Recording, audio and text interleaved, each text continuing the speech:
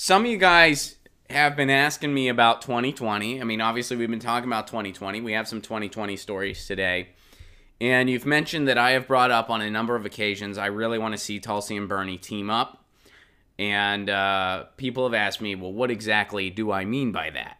Like what specifically, like as far as the mechanics of that go, what am I calling for? So I'll throw that out here.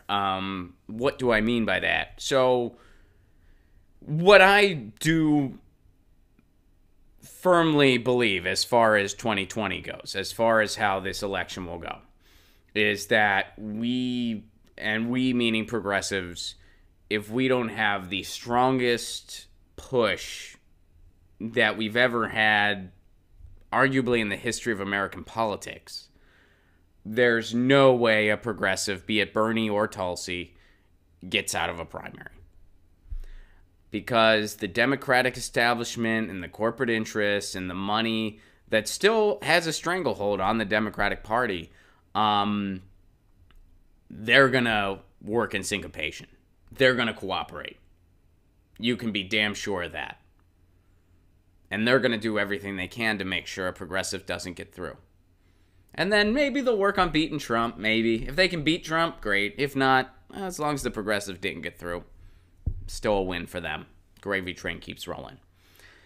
So, the way I see it, Tulsi and Bernie Sanders, that's our best shot at being so loud that they can't stamp us out, which is something Lee Camp says a lot. We got to be so loud that they can't cheat us, basically. And I do think that's true. So, before Bernie announced, I said that optically, I think that Tulsi President, Bernie VP, is the best for optics' sake. I think that Tulsi Gabbard, if given the proper platform, and by proper platform I mean being the presidential nominee, being the opponent to Trump, if given that proper platform, I think she would really be able to mobilize people in a way that I haven't seen in my lifetime. I really do think that as far as a presidential nominee goes. I think she'd be able to communicate with the heartland in a very powerful way. And Bernie's been able to do that too. Don't get me wrong. Bernie's done that too. I just think she, if given the right platform and the right push, could do it even better, being the president. And I think Bernie as the VP with the experience and wisdom, I've expressed that optically, I think that's the strongest ticket. Now, I've also said that I think either candidate could beat Trump, and that if it was the other way around, I would still totally support it. I'm just, expressing a preference as far as optics go. If it's Bernie Tulsi, I'm still behind it. Or even if it's arranged differently, if it's Bernie and then, maybe he picks Nina Turner as his VP and Tulsi's Secretary of State or something like that, I'm still behind it, again. But I expressed that for optics-wise, I think Tulsi-Bernie would be the strongest foot forward. I do still feel that way, but since Bernie's announced and what we've seen since then, unless there were to be a huge shift, and there's not, it's impossible to really predict an election season. You never know when there's going to be a twist or a turn. I think that when Bernie ran and when Bernie announced his candidacy in 2015, I'm sure he had no idea he was going to do what he did. And it happened very quick, if you guys recall. I mean, it went from a couple people were grumbling about Bernie, saying, hey, this guy, there's this really cool progressive dude out of Vermont. I'd heard of him before, but I don't know much about him. But he's saying some really cool things, and I think I'm going to vote for him in the primary, to almost beating the establishment machine. And, had the thumb not been on the scale, he would have beat the Democratic machine and would have beat Trump in general. So anyway, it's very difficult to predict a season. You never know what's going to happen. But based on what's happened so far, unless there is a very big change, it's not going to happen that way where it's Tulsi Prez, Bernie VP. Like, it's just not going to it's going to happen the other way around. Because right now the momentum is clearly with Bernie compared to Tulsi. And how do I feel about that? I'm okay with it. You know, I mean, I would love it. So what I would like to see mechanically is that they both hang out in the primary to get on the debate stage. We hear those ideas from Tulsi. It's important that her non-interventionist stances are on the debate stage. And then, you know, eventually one of them drops out and then kind of throws their weight behind the other one, says, hey, this is who I'm supporting. Progressive has a strong push forward. They get through the primary, and then, you know, that progressive picks the other one as VP. That's, you know, mechanically how I would like to see it happen. Realistically, it's going to be Bernie in the president spot, Tulsi in the VP spot as of right now, unless something changes very significantly between now and the end of the primary season, which it might. I don't know for sure that it won't, but as of right now, the momentum's clearly with Bernie Sanders. And, you know, so I hope that that happens, and I'd be supportive of it. I'm totally supportive of it. You know, like I said, I think optically Tulsi Prez, Bernie VP would be a hell of a ticket. But if it's the other way around, I'm still 100% behind it. That's totally fine. And so that's basically what I'm calling for. Let me see what you guys are saying. Hey, brother, we love you, man. Thanks, OG. I appreciate that. Ron, we need fair elections or else Bernie will just get screwed again. Yeah. Absolutely. Ren Stimpy 2020. Tim, you bring up the only way I would actually, that is one way I would get off of it. If it was Ren and Stimpy, I would have to throw my weight behind Ren and Stimpy. I just think that they, I really think socially they would take us where we need to be. And although I gotta say, for optics-wise, I think that Stimpy, Prez, Ren, VP would be better. Ren is a little bit off-putting at times, whereas I think Stimpy could really carry himself in the debates well. And also, you know, I love cats and dogs, but I am a cat owner, so or rather a cat owns me. Let's see. OG, thank you very much for the Super Chat contribution. Bernie Tulsi 2020, we love you, Ron. Thank you, OG. I appreciate that very much. And you guys agree that Ren is more of a VP. Although I gotta say, if we're doing cartoon animals, I would throw my weight behind Brian from Family Guy. I think that Brian from Family Guy would make a phenomenal president. He was a big Kucinich guy in 08, just like me. Phil, hey Ron, who sells more tickets to your shows? Whose link sells more tickets to the shows, yours or Graham's? I have no idea, Phil. And it doesn't matter. Whichever you get them from, it's all the same. Whether you get them from my link or Graham's link, it does not matter. Just grab those tickets. So yeah, I would have to go Brian.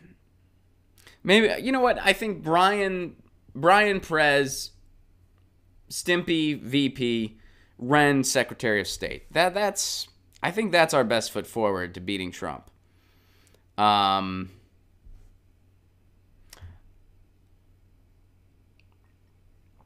of you guys are expressing Brian's drinking being an issue. That is a valid concern. But I mean, Franklin Pierce was the last drunk we had, and I mean, he just burned a bunch of shit down. So, you know, I wouldn't be too worried about that. Fred, as the campaign manager for Lucy 2020, I have to ask why you are dismissing our candidate. Because I don't think she wants the gig. I do have concerns about Lucy wanting the gig. She has expressed free cat treats for all. I tried to explain to her, look, a lot of people don't eat cat treats. Like humans, they're not really big on that. And she said, I don't give a shit. And I was like, well, I feel like you're imposing your diet on everyone else. I don't know if I appreciate that. Which, by the way, a little bit of foreshadowing. Tomorrow, our topic is going to be diets. Somebody tweeted me an article on the intermittent fasting diet, which I myself have done.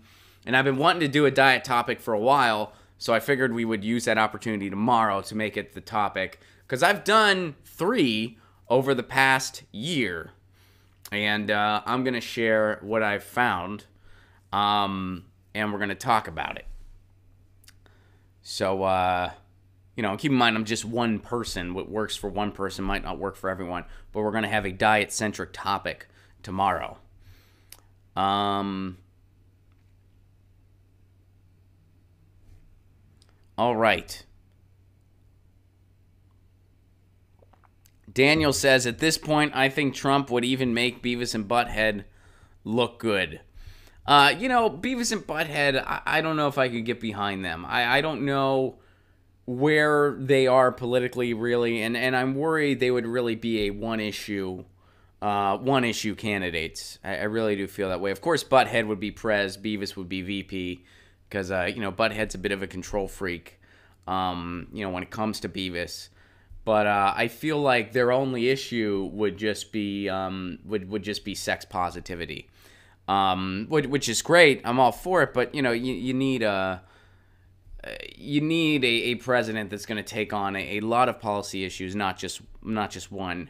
And I feel like Beavis and Butthead, they just really want to get laid, and so it's just all going to be about sex positivity. So I don't know if I could get behind a Beavis and Butthead ticket. Now, I would vote for Daria in a heartbeat. Daria gets my vote. Daria, I would just, I think that in many ways, Daria could have been the next Chomsky, but she kind of bailed on that. And I think her one Achilles heel was her love for Trent. And Trent is the coolest cartoon ever. By far. How cool was Trent? And I know we've done a video about Trent before, but goddamn was Trent cool. So Trent, but he was Daria's downfall. So I do think Daria could have been the next Chomsky. So I would vote for her in a heartbeat, and I would want Trent. I would want Trent to be the Secretary of Labor. I would want Trent. You'd be like, everybody. Trent would be great in office, wouldn't he? He'd be like, I really want everyone to get a living wage because no one should be working for the man. Trent was so cool. So cool. Rick and Morty ticket. Rick, I could not vote for Rick Sanchez. Rick Sanchez, I cannot vote for. He is way too libertarian. I could not get behind Rick Sanchez. I think that, first of all, he wouldn't give a shit about healthcare because he knows we have limitless dimensions. So he'd be like, are you sick? Just go to a fucking dimension where you're not sick. He'd be like, Rick, not everybody has that kind of privilege. He'd be like, I build robots for fun. I can't relate to that. Rick, it's weird you're such a libertarian. It's very weird that this has really gone off the rails, but we're finishing this. It's very weird that Rick Sanchez is such a libertarian when he himself has his different needs on why he needs the people in his life. You ever notice that? Rick Sanchez, diehard libertarian. But Rick needs Morty.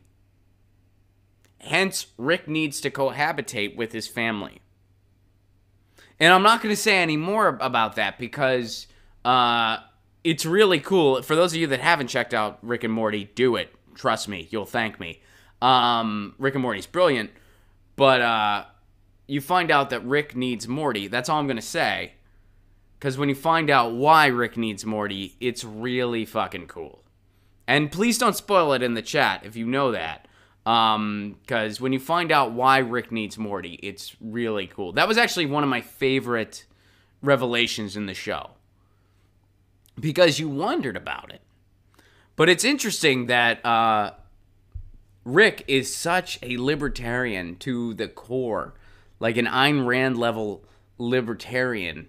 When he himself needs community. It's very interesting. Do you know anything about Beto O'Rourke? Yeah, he votes for the banks. He votes for Wall Street. He is center-right. But he talks nice. And he's kind of, he does some kind of cool things. Like he skateboards and plays rock and roll music. But I'm pretty sure that he, I I don't like him as a politician for the same reason he probably left the dudes and at the drive-in. He's not progressive enough. So, yeah, not a Beto fan. And, yeah, I think Obama 2.0 is the exact way to describe him. A likable dude whose policies aren't good. He was better than Ted Cruz, which is a pretty low bar. Magnetic Perturbation just said it perfectly. Better than Ted Cruz, pretty low bar. And you know what else he couldn't do? He couldn't beat Ted Cruz. But you know what? If Beto made a cartoon, I'd be curious to see what it was like. Get your news on with Ron. Don't you want to know what's going on? We're getting our news on today. Get your news on with Ron. Don't you want to know what's going on? We're getting our news on today. Yeah, yeah, yeah. You can tweet me an article at Ron Placone. We'll go through it together and make it our own. Get your news on with Ron. Don't you want to know what's going on? We're getting our